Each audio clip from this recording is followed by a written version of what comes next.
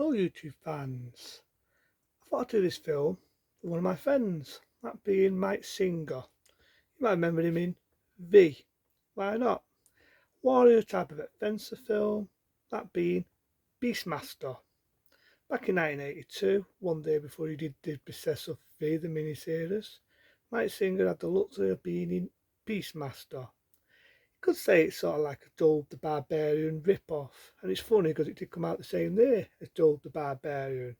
This was the era when a lot of sword and sorcery and all them type of adventure films started to hit the big screen, and you can definitely see it in this. Starts off with the king who gets his evil sorcerer who wants to basically rule the world.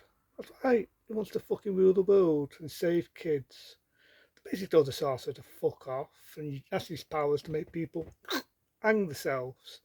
But him and his wife, well, he actually lives, but I remember his wife getting killed in such a gruesome way it sucks the baby out. But he managed to get the baby out of a cow. He got an evil witch wanting to burn and brand the baby, and sadly he gets burnt in the eyes, that being the king.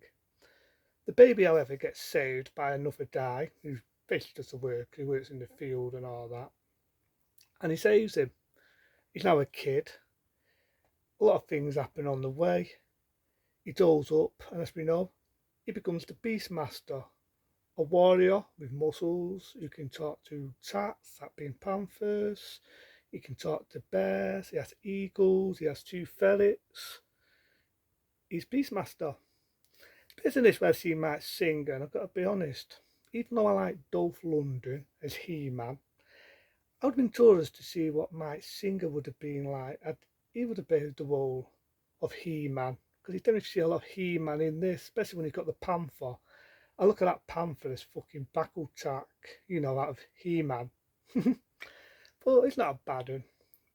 You got weird things on the way, supernatural things. You got these things, right? I'm not making this shit up, and they suck you and they hug you, and they can actually crush you to death. They can actually fucking crush you to death. No fucking about. But Beastmaster, being the ultimate warrior, manages to get himself out of that with his magical sword.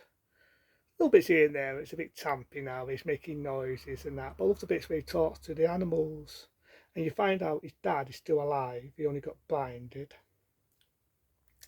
And you do get a beautiful princess in it, played by one of the girls, you might remember in Charlie's Angels, the later ones, and she also played the Bond girl in A Food to a Kill.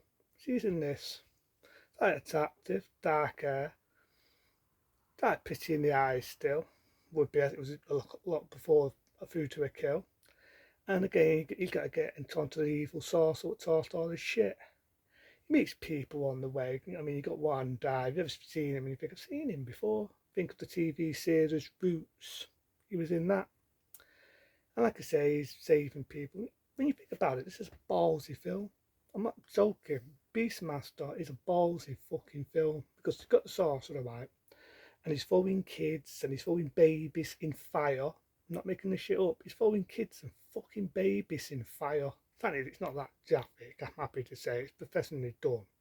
But it's the fact he's throwing kids, he's throwing fucking babies in fire. Mike Singer as Beastmaster runs out making the noises. Rah, rah. Bringing out eagles, he's got his ferrets, he's got it all. Anyway, he taunts the evil king, he has an epic fight, and he kills the fucker. That's right. He kills the fucker. I mean, the one I've got is basically the director's cut, and it's one of them where I don't know which is which. I mean, you have the director's cut or the theatrical. I've heard the director's has got a bit more to it, and them things that suck people out really scare the shit out of me. You got the evil Ritz, what basically gets it, and let's not forget the three Ritzes for the iconic scene. Yeah, Beastmaster back in 1982. It's definitely one of them eras when you had the sword, you had the sorcery type of stuff, and I do actually like Mike Singer. There's bits of me what would have wished it would have been in bigger films. I mean, after seeing him in Beastmaster and V, I don't remember him in a lot of other things. I do remember him being in Warlock 2. It was a lot of film. Yeah, I could go Will back there. Warlock 2. Yeah, Mike Singer in this. There's bits of me what just told us what he would have been like, and he would have been He-Man. because he does that He-Man feel to him. But again, it's your typical sword and sorcery, you know. There's bits in it where he's looking, right, and when he's looking, he can see from an eagle, and the eagle can see what he sees. I like that idea, you know, he talks to animals, and animals can communicate with him, and that's why they called him the Beastmaster. As you know, it was a big success, and they made a lot of sequels. They made a sequel, if I remember rightly, in the late 80s. They made a third one in the mid 90s with Mike singing in it, but if you be honest, the original was the best. It's a classic. I mean, it was that era again, like I say, you made a lot of sword, a lot of sorcerer films. I mean, you had Bucky in Deathstalker, you had the sequel to Dull the Barbarian, where Arnie prises his role in Joel the Destroyer. It was that era. I mean, it was that era. But yeah, I like it. Beastmaster, 82. Check it out. It's a dud. It's not as long as most of my reviews because there's not really a lot to it. You know, he talks to animals. He meets a beautiful woman. One of them though, does he snog her? I think he does snog her. Because you know, it's that era when you get the beautiful woman and you know he's going to snog the fucking woman. You know, these are the areas where I can say a film's cheesy, even though I hate the fucking word. And I do hate the word cheesy, but yeah, I do like Beastmaster.